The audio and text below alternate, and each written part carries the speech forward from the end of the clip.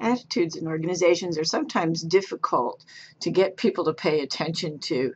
We're so bound up in making sure that the task gets done that we tend to forget that people have these inner lives, and their attitudes turn out to be rather important. Sometimes that's a difficult sell for some types of business people, scientists, engineers, and so on.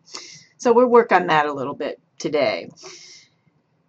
First, a definition. Attitudes. They're the beliefs, feelings, and affective responses. That's feelings or affective responses and behavioral intent regarding people, things, situations, events, any kind of object that we might come up with.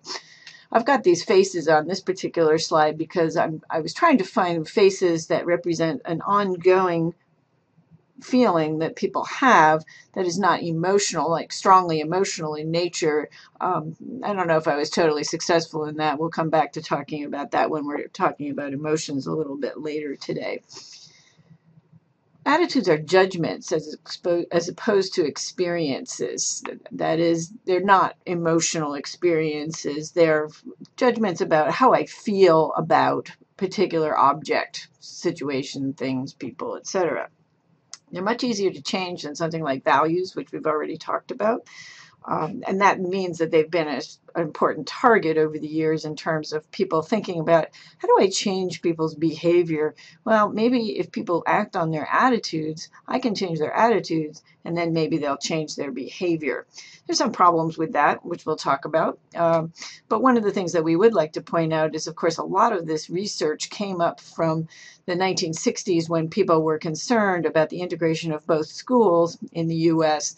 and the workplace in the U.S., in particular in the South, with regard to the workplace. So what these psychologists tended to think was that if they could figure out good ways of changing people's attitudes, then that was going to lead to the kinds of behaviors, positive behaviors between races that they wanted to see in schools and workplace.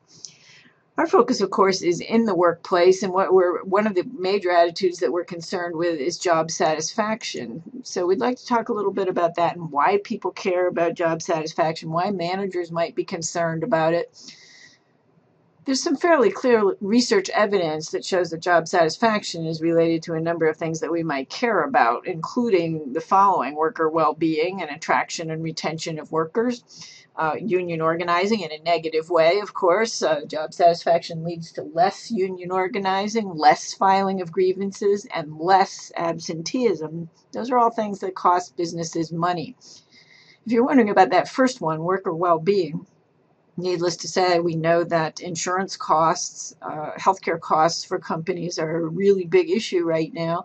To the extent that workers have good well-being, both mentally and physically, we would expect that this is going to be a positive thing for the organization. So we do know that job satisfaction relates to a number of things we care about. One of the things, of course, we might be more concerned with is, does it really relate to performance? We often hear the happy workers are productive workers kind of statement, but we don't necessarily know that it's always true. So here, let's examine what happens between job satisfaction and performance. One thing we know is that there are many different types of satisfaction that people may have with their work, right? So, for example, I have facets of satisfaction. There are parts of my job that I'm very satisfied with. There are aspects of my job that I'm very satisfied with, some that I'm less satisfied with, right? One of the things could be coworkers. Do I like working with my coworkers? Are they friends of mine? Are they people that I work well with? Those would lead to satisfaction with coworkers. Satisfaction with the work itself. Do I like the actual tasks that I have to do? My guess is that you're like me and you have tasks that you like and you don't like, that you have both. But what's the predominant task? Are the things that I have to do all the time things that I'm satisfied with, things that challenge me or help me learn things or let me use my skills? Or are they dull and boring and don't really give me much satisfaction? Or perhaps they're too challenging. In some cases, people are dissatisfied with their jobs because the work that they have to do is really too challenging, sometimes because of time elements. And of course, the all-important satisfaction with pay. One of the things that we're very concerned with is how much money we make. It doesn't have to represent any particular level. What it does have to do is fit with the person and their needs and what they think the job is worth. So the satisfaction with pay may mean that I simply have assessed where I am with my job and I think that I'm getting paid a reasonable amount for that. So going back to things like fairness and equity, these might lead to my understanding of my satisfaction with pay. Well, what's the question here? Do all of these types of satisfaction lead to performance? The answer is probably not, if you think about it for just a moment. Satisfaction with coworkers, is that going to make me perform better? It may or may not. That one is very ambiguous. If I am very interdependent with my coworkers and I need to help them and they need to help me, it may in fact increase performance that I'm happy with my coworkers.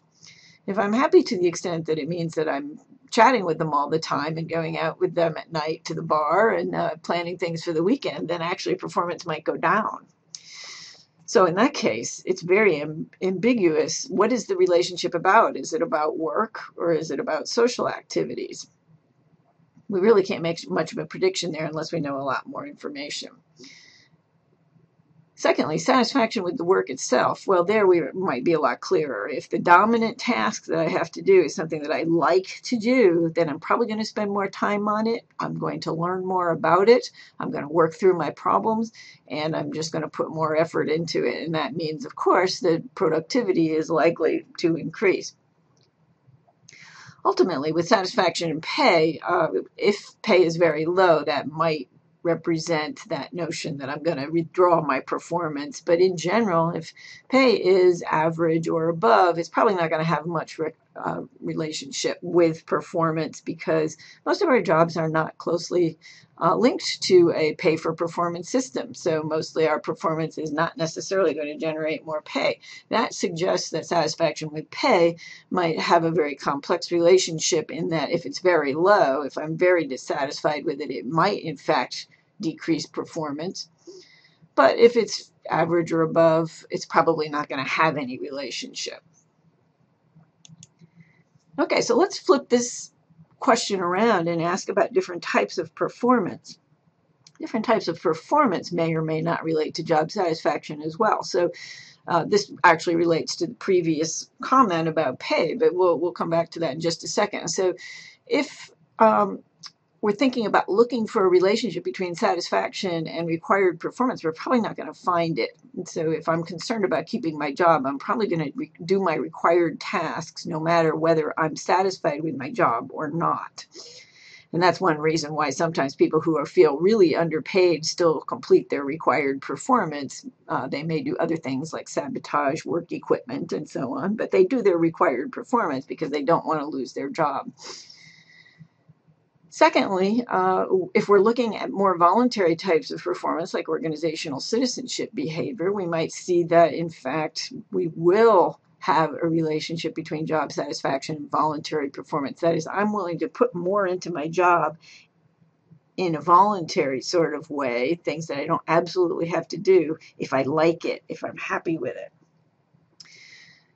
All right, so let's talk about this just one more way, and that is in thinking about it from a causal model perspective. So for many years, psychologists really looked at the attitudes cause behavior framework. That is, if I can make somebody less prejudiced or have less discriminatory beliefs, they're going to behave in a way that's less discriminatory. This was the basic psychology of the 1960s. During that time, people also began to think that, well, wait a minute, if I can get people to actually behave in a less discriminatory way, then that might change their attitudes. And both of those have actually been found to have some truth, with caveats and with situational constraints. The third model is that attitudes and behavior don't really affect one another, but they are correlated. So we all know that correlation doesn't necessarily mean causality. In the diagram I have at the bottom of this slide, we see that a third factor, which I've labeled C, is actually affecting both the attitude and behavior links below, and that makes attitudes and behaviors correlated but not causally related. Let me give you an example of that because I know that's a little bit confusing. So if we look at an incentive system, if your company has an incentive system that's pretty tightly tied to performance, I put in this incentive system. It's perceived to be fair. That's going to add to my satisfaction. It's going to increase my performance if it's designed correctly because it's tightly linked. Pay and performance, or incentives and performance, are tightly linked. So the incentive system is leading to increases in satisfaction and increases in performance. We also are going to see a relationship between satisfaction and performance, but the two are not necessarily causally related here. All right, so when will we be able to predict something about somebody's behavior based on an attitude? This is a prediction question as opposed to just thinking about a causal model. If we were to ask our employees about an attitude that they have, and we might wonder whether they're going to actually act on that attitude. So they're more likely to do so if the attitude statement is very specific as to the situation and the behavior that's going to be demonstrated, such as, I will think about leaving this job if the economy warms up a whole bunch and my boss continues to behave in a negative way toward me. That one's a little too specific to use on a questionnaire, but you get the idea. If the individual has prior experience with the behavior, they're more likely to do it. So if somebody who's left jobs before is actually more likely, everything else being equal, more likely to leave the job again. And lastly, does the individual have some degree of discretion over the behavior? So if an individual is not tied to the job for some reason, that is, they have a mortgage, they don't have any other prospects, they don't have any way of making the money that they do now, they're not going to leave. But if they have discretion over the behavior, that is, I don't have financial constraints, or I have a lot of other job opportunities, I don't have a lot of bills to pay, that might mean that the person was more likely to engage in some intention to turn over that might be expressed. Let's turn our attention to attitudes for just a moment. Here I've tried to get a picture that's a little bit more evocative of an emotion. That is, it's an experience. It's an experience of something that's fairly involuntary. That is, we don't engage. It's hard to make ourselves really happy. We have to do something to, we have to engage in behaviors perhaps that might make us happy, or we have to really work very hard to get our emotions to change. But these are very brief, involuntary episodes typically, and they have psychological, physiological, behavioral parts to their nature. So physiological, you can see the kid is crying there and screaming, his face is turning red. Oh, that's physiological, right?